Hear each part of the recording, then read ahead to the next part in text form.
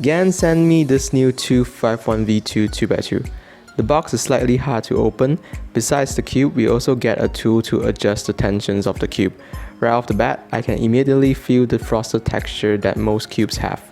For 2x2, I prefer to have glossy surface as it is harder to grip a smaller puzzle. It is 51mm as the name suggests, and it has a light weight of 47 grams. The shades are typical GAN Fulbright, which I am a fan of.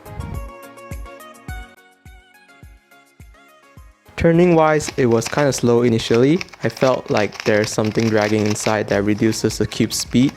After solving it some more, the raw speed seemed to increase by a whole lot. It becomes uncontrollably fast, frictionless, and smooth. Corner cutting is what you would expect from a GAN cube. A little over 45 degrees for number cuts and line to line for reverse.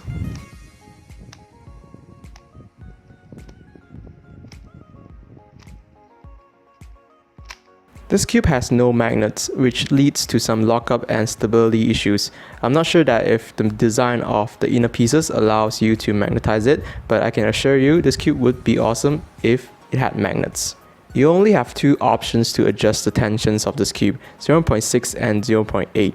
0.8 is looser than 0.6. Sometimes it may be tricky to twist the nuts, which annoys me. The numbers marked on the nuts are also difficult to be seen. Hence, I don't feel like the system works well on 2x2s.